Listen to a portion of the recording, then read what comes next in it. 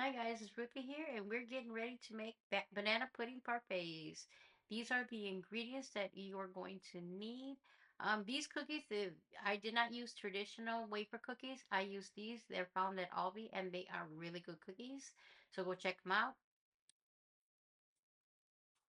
First thing we are going to do for this banana pudding is to smash that banana. I had two very ripe bananas, which works perfectly for banana pudding. So we're just going to smash them until we can't smash them no more.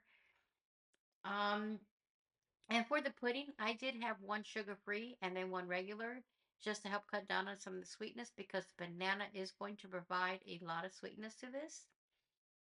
But I'm just going to keep mashing the banana the best I can, so that way it's not too lumpy in the pudding part. And this doesn't take but a few minutes because my bananas were very ripe, so that was easy enough to do. Then just going to add in the pudding mixes into the banana. And like I said, I did have one sugar-free and one regular. You can do both regular or sugar-free if you like. That would be up to you. I just did one and one because one I only had one sugar-free on hand, so I just figured I'd use that up with the regular one. And I'm making the pudding per the directions of that box. So it called for milk to be put in, so that's what I'm doing. And then you're going to give this a nice mix and make sure you incorporate the banana and the pudding well. So that way there is no clumps of anything stuck together. And this only takes a few minutes. If you ever made banana pudding, you know it comes together so quickly. And it is such a great dessert um, for gatherings at home, events, whatever. This is like the best dessert to make. And I'm doing parfait cups because this way, when you go run out the door to work, you can at least take something sweet with you and enjoy it. Or even if you're going to the park, you can have a quick dessert at the park.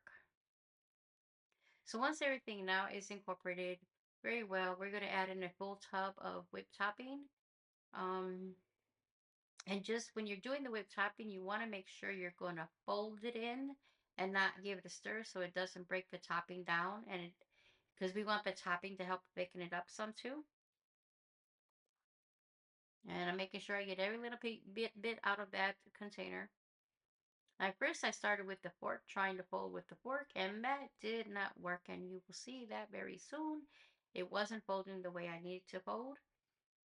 So then I was like, let me switch over to my spoon again because that was not working. And once I got the spoon, it worked just fine. And we're just going to fold.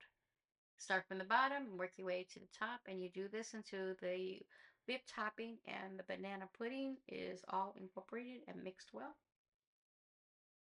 And this just takes a few minutes. And it's already smelling good with all the bananas and everything in it. And this is not a super sweet dessert. This is actually perfect, at least in my opinion, is perfect with sweetness. So that part is done. Now we're going to crush the cookies up. And these, I would recommend trying these cookies. They have a slight caramel taste to them. They're very nice. And I'm glad I chose these versus the traditional wafer. These actually added a little bit of something to the dish. So first attempt of trying to do crush these cookies up was in my little magic bullet. It didn't want to crush my cookies, and I was getting frustrated, so I moved over to the old-fashioned way, and rolling pin came out and a Ziploc bag. I had my daughter help me with that, and so I'm going to just add this to the bottom, the cookies to the bottom, and then we'll put it on top. Now I was trying to do it nice and neatly, but that didn't work out. So stop with the spoon and just pour them in from the bag. I'm sure you all can relate. Try to make it neat so your cleanup is not so bad, but mistakes do happen in the kitchen and messes will always happen in the kitchen when you're cooking. So the just pouring it from the bag worked and crushing it from the bag worked too versus the ninja or the bullet.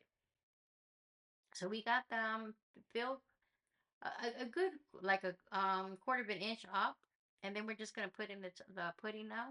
And you want to you fill as much as you want with the pudding. I did it where it's almost to the top, So that way they get more pudding and it's an enjoyable dessert.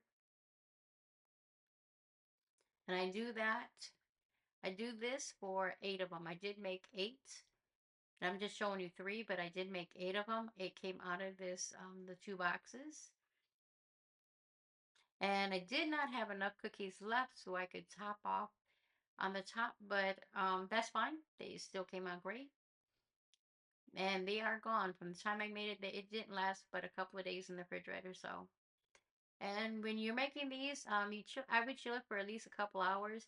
If not overnight, it's always best because then the pudding sets up and it makes it a little bit thicker, like pudding should be. And there you go. They're so pretty. I have all eight ready. And now I'm just going to put the parfait tops on. So then that way we can now put them in the fridge. I hope you enjoyed. I hope you like. And I'll see you in the next one.